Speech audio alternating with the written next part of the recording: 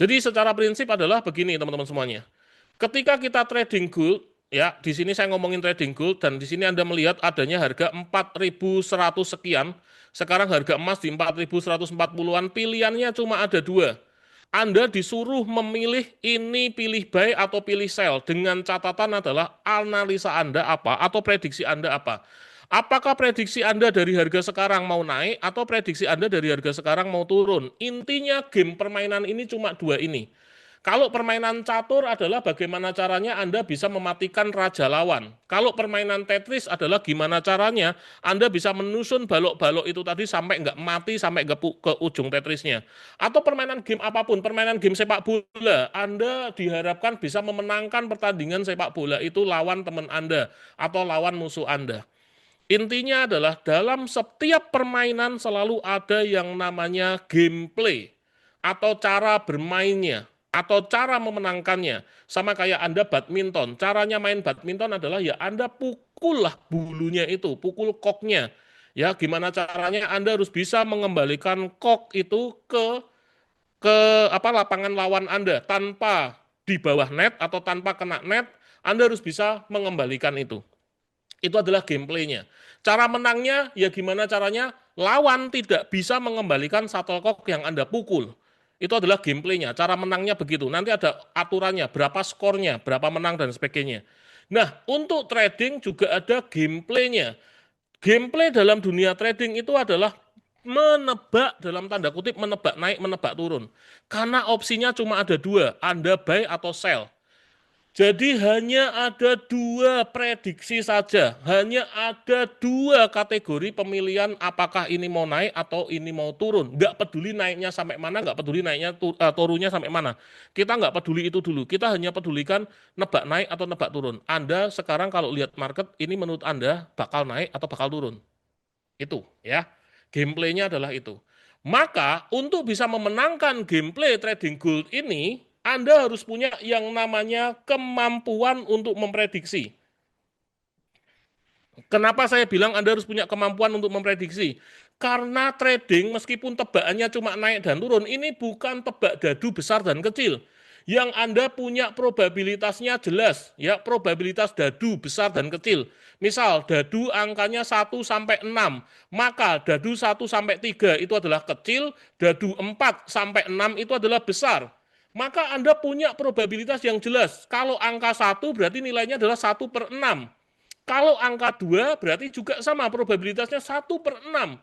Kalau angka 6 itu sendiri sama probabilitasnya 1/6 karena ada 6 angka. Tapi kalau Anda besar dan kecil, probabilitasnya adalah 3 angka dibagi dengan 6 angka. Kalau Anda nebak besar juga sama, 3/6 angka. Artinya selalu 50-50. Kalau Anda nebak besar dan kecil pada taruhan dadu besar kecil. Di dunia trading, probabilitas tidak selalu 50-50. Kenapa? Karena bukan tentang nebak naik doang, bukan tentang nebak turun doang. Melainkan ada nilai poin di belakang sana yang nanti akan memengaruhi besarnya profit ataupun besarnya kerugian.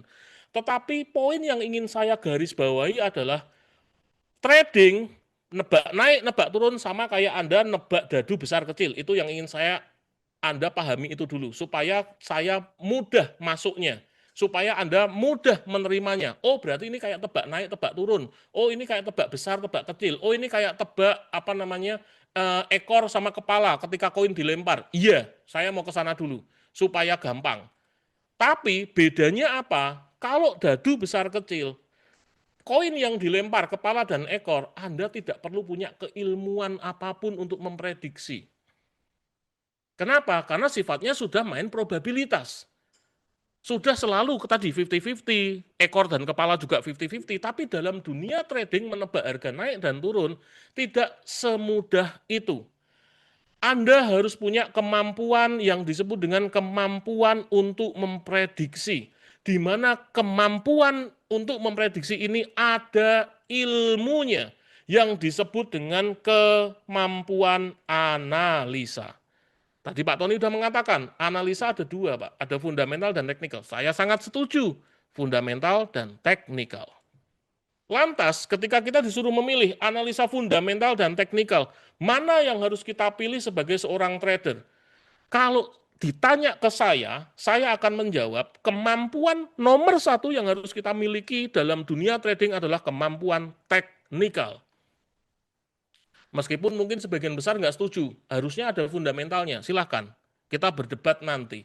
Tapi saya ingin menyampaikan dari sudut pandang saya. Kenapa teknikal yang harus diutamakan ketimbang fundamental?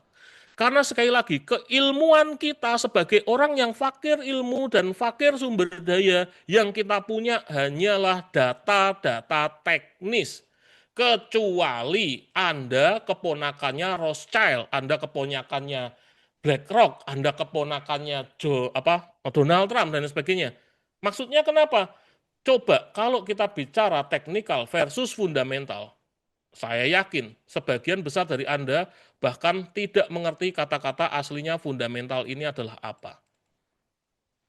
Fundamental, kalau menurut Anda adalah ini tentang news, tentang berita, tentang artikel, dan lain sebagainya, salah besar. Fundamental jauh lebih besar dari itu karena fundamental adalah sifatnya valuasi. Valuation. Fundamental dalam saham oke. Kenapa? Karena ada valuasi. Perusahaan bisa divaluasi. Ini nilai sahamnya, ini mahal atau murah. Perusahaannya ini bagus atau tidak. Perusahaannya ini prospek ini bagus atau prospeknya bangkrut. Itu bisa dilihat dan bisa diukur dengan valuasi. Perusahaan omsetnya berapa, gaji karyawan berapa, ini selalu bagus atau berdarah-darah. Restoran, valuasinya bagus atau tidak bisa dihitung dari laporan keuangan. Tapi kalau lihat gold, harga emas sekarang 4.100 dan sebagainya. Siapa yang bisa menilai valuasi emas? Apakah ini harga kemahalan atau harga ini kemurahan? Seperti kayak kita menilai sebuah valuasi apakah over value atau under value. Contohnya Fortuner. Fortuner harga pasar misal harga barunya adalah 600, 700, mungkin 800 juta. Pertanyaan saya, ketika Fortuner di pasaran dijual dengan harga 3 miliar, menurut Anda kemahalan atau kemurahan? Silahkan dijawab. Itulah yang namanya fundamental, karena ada valuasi. Tapi begitu teman Anda tahu banget nih, ini Fortuner milik teman Anda. Anda tahu banget Fortuner ini dipakai sama teman Anda sendiri. Anda tahu banget teman Anda sangat sayang sama Fortunernya. Sangat mencintai Fortunernya. Bahkan setiap hari dicuci, dilap, digosok-gosok, dibawa servis, diganti oli tiap bulan sekali. Tapi begitu teman Anda lagi butuh uang, Fortunernya mau dijual cuma 100 juta. Menurut Anda itu kemurahan atau masih mahal? Itulah yang disebut dengan fundamental alias valuasi. Anda bisa menilai value-nya. Serius bro, kamu cuma mau jual 100 juta atau mau cuma jual 200 juta? Ini pasarannya masih 500 loh. Iya bro, aku butuh banget, tolong bro. 200 juta, menurut Anda kemahalan atau kemurahan? Dan menurut Anda bakal beli nggak? Itulah yang disebut dengan fundamental. Fundamental adalah valuasi, over value atau under value. Sama seperti sekarang, iPhone 17 Pro Max keluar, harganya 25 juta. Menurut Anda itu mahal atau murah? Untuk Anda yang sudah biasa pakai iPhone, Anda normal-normal saja. Tapi untuk Anda yang pakai HP-nya Vivo, Oppo, mohon maaf, 25 juta sangat mahal untuk Anda. Itulah fundamental. Adanya over value, adanya under value, adanya valuasi yang bisa berbeda-beda. Ada perspektif orang yang menilai harga 25 juta untuk sekedar HP iPhone mahal banget. Mending buat beli motor, mending buat kontrak rumah. Tapi ada yang sekedar beli hanya untuk fashion. Aku beli karena aku konten kreator. Nggak masalah. Tapi ada, ngapain beli HP 25 juta? Mending untuk beli Vivo, Oppo, cuma 2 juta, 3 juta, sama-sama bisa buat WhatsApp, sama-sama bisa buat Telegram, sama-sama bisa buat video call, sama-sama bisa buat TikTokan. Ngapain beli yang 25 juta? Itulah yang disebut dengan valuasi. Itulah yang disebut dengan ilmu fundamental. Masalahnya, saya mengaku kalau saya tidak punya kemampuan fundamental untuk menilai harga emas, apakah harga emas sekarang ini mahal atau murah. Karena saya tidak punya acuannya dan saya tidak punya ilmunya untuk menilai valuasi itu. Kalau sekedar valuasi atau fundamental yang dikatakan dengan berita, laporan keuangan atau ini suku bunga mau naik, suku bunga mau turun, itu adalah fundamental. Mohon maaf, fundamental jauh lebih dari itu. Jadi kalau selama ini menurut Anda fundamental adalah tentang berita, tentang dunia lagi apa, tentang mikroekonomi, makroekonomi, mohon maaf, fundamental jauh lebih dari itu. Kalau misal Anda punya data, Freeport bisa mencetak 1 gram emas itu biaya produksinya Freeport itu segini. Terus nanti PT pembuat emas yang lain mana? Intinya perusahaan-perusahaan yang memang create emas selain Freeport di luar negeri banyak UBS, banyak mana lagi itu yang intinya yang ngomongin tentang selain Indonesia itu Antam ya, yang bisa memproduksi emas. Anda tanya, Anda tahu betul. Ternyata untuk membuat emas, membuat 1 gram emas itu biaya produksinya segini. Kok emas dijual 2 juta per gram? Ini kemahalan. Nah, itulah fundamental. Ketika sudah mengetahui kata-kata kemahalan dan kemurahan, itulah yang namanya fundamental. Fundamental itu adalah lahirnya fundamental, itu adalah tentang valuasi apakah overvalue atau undervalue. Itu adalah lahirnya atau output dari ilmu fundamental, outputnya adalah overvalue sama undervalue. Tapi karena saya tidak punya ilmu fundamental, maka opsi saya adalah teknikal. Karena hanya ada 2 ilmu, fundamental, teknikal. Kalau teman saya ada lagi, itu pakai ilmu klinikal. Karena dia pakai jalangkung untuk menebak, untuk nanya ini emas mau naik atau mau turun. Maka saya omongin ilmunya dia adalah ilmu klinikal. Tapi sekali lagi, ya itu adalah hanya bercandaan semata. Tapi secara prinsip adalah hanya ada 2 ilmu fundamental dan teknikal. Di saat suruh memilih, saya hanya punya akses kepada MetaTrader, kepada alat ini. Saya hanya bisa melihat bentuk chart, saya hanya bisa melihat history data. Oh, emas pernah sampai 4380. Oh, emas kemarin harga tertingginya 4160. Oh, emas tadi pagi sempat turun sampai 4004. Oh, emas hari ini di harga ini. Oh, emas tadi bentuk candle-nya seperti ini.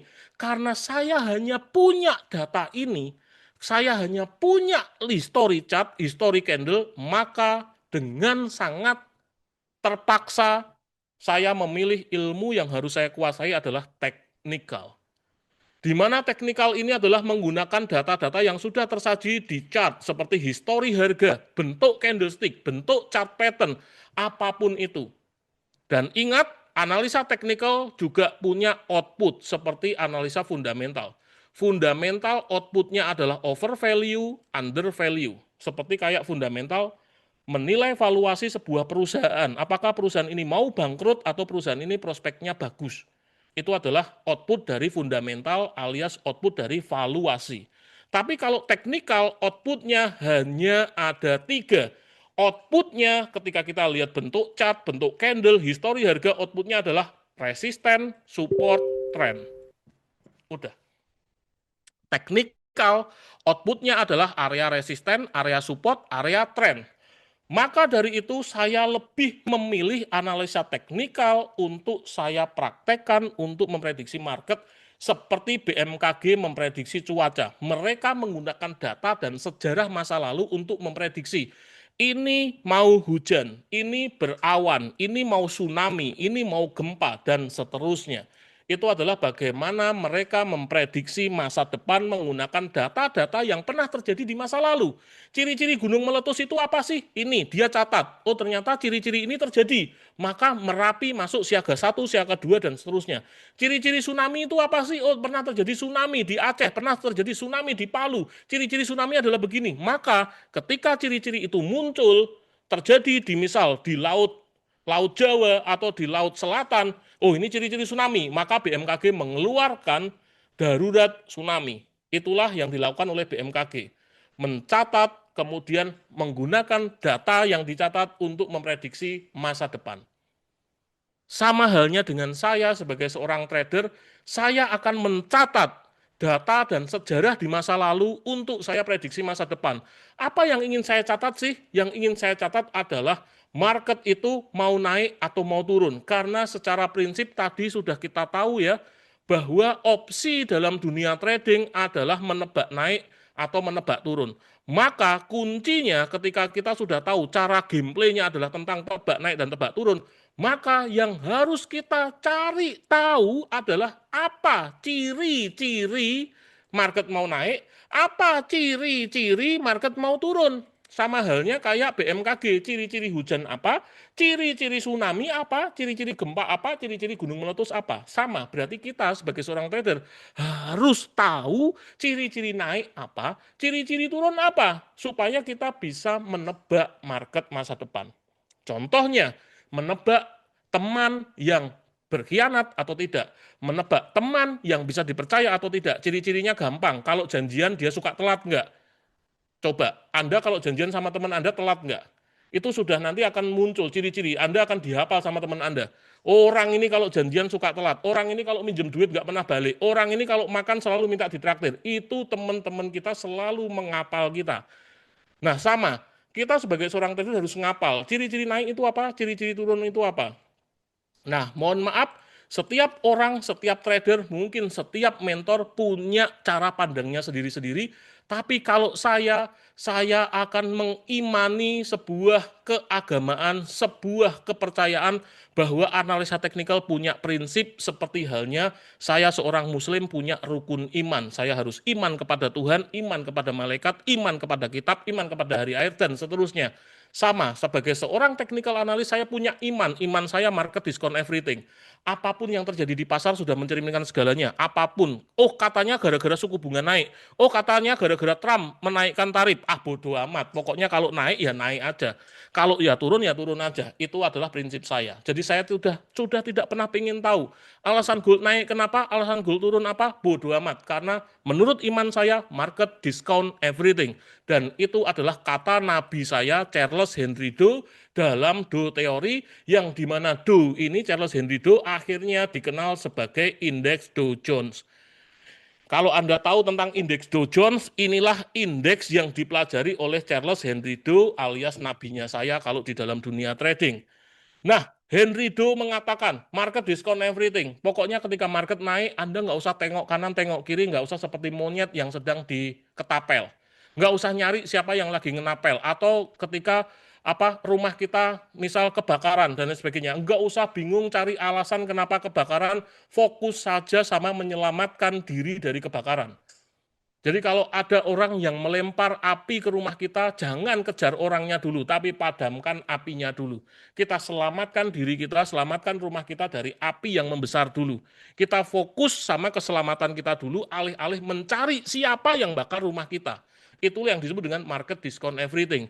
Kita fokus sama price action dulu, market naik, market turun, market break resisten kah, market break support kah, daripada alih-alih kita sibuk mencari ini naik kenapa, ini turun kenapa. Itu yang disebut dengan market discount everything. Yang kedua, market move in trend. Kami sangat mempercayai market itu selalu bergerak, ada trennya. Nggak mungkin market kayak detak jantung doang, pasti ada naik, ada turun. Seperti yang tadi, gameplaynya aja tentang tebak naik, tebak turun. Maka kita harus tahu ciri-ciri naik, ciri-ciri turun itu apa, supaya nanti kita bisa prediksi, oh ini mau naik, oh ini mau turun. Karena kita sedang menebak naik atau menebak turun, maka kita sangat percaya market itu bergerak sama trennya. Ada tren naik, ada tren turun, karena nanti ketika kita sudah bisa menebak tren naik atau menebak tren turun, itulah profit yang bisa kita hasilkan dari tebakan kita yang benar. Yang ketiga, dan inilah yang dipakai semua ilmuwan, dan inilah ilmu saintis yang sebenar-benarnya, yaitu history repeat itself. Untuk itulah ada ilmu mempelajari pola candle, mempelajari pola chart, mempelajari pola apapun, mempelajari moving average, mempelajari fungsi Bollinger Band, mempelajari fungsi Fibonacci retracement, mempelajari fungsi dari RSI, dan lain sebagainya. Kenapa ada ilmu-ilmu seperti ini? Kenapa ada mentor-mentor bertebaran? Kenapa ada kelas edukasi bertebaran? Karena kita semua percaya history repeat itself. Itulah alasan kenapa setiap trader harus punya strategi trading yang berdasarkan dengan history repeat itself. Apa sih ciri-ciri hujan? Maka kalau ciri-ciri itu muncul, ya akan cenderung hujan. Apa sih ciri-ciri gunung meletus? Kalau ciri-ciri itu muncul, ya akan cenderung gunung meletus. History repeat itself. Sejarah akan mengulang dengan sendirinya, maka pola pergerakan harga yang telah terbentuk di masa lalu akan cenderung berulang kembali di masa depan. Untuk itulah teman-teman semuanya, trading itu kuncinya adalah tentang support, resisten, dan menebak tren market. Kalau kita sudah tahu, oh supportnya di sini, resistennya di sana, nanti kalau terjadi pergerakan yang menunjukkan ciri-cirinya, maka akan terjadi tren. Kenapa? Karena kata kunci dalam dunia trading adalah menebak naik, menebak turun, maka silahkan Anda belajar kemanapun, belajar sama siapapun yang ujung-ujungnya adalah tentang ciri-ciri menebak naik, menebak turun. Kalau menurut GMC, apa yang membuat market naik? Apa ciri-ciri market naik? Simple. Kami hanya percaya tentang konsep support resisten. Support resisten. Resisten adalah batas atas suatu harga, support batas bawah suatu harga, yang terjadi di periode waktu tertentu. Kalau jebol salah satu, market akan cenderung melanjutkan kenaikannya atau market akan cenderung melanjutkan penurunannya. Untuk itulah kami menggunakan konsep breakout, resisten break kami buy, support break kami sell, karena kami percaya ciri-ciri market naik adalah ketika resisten jebol dan ciri-ciri market turun adalah support jebol. Seperti halnya BMKG sangat yakin ciri-ciri hujan itu apa dan sangat yakin ciri-ciri gunung meletus itu apa.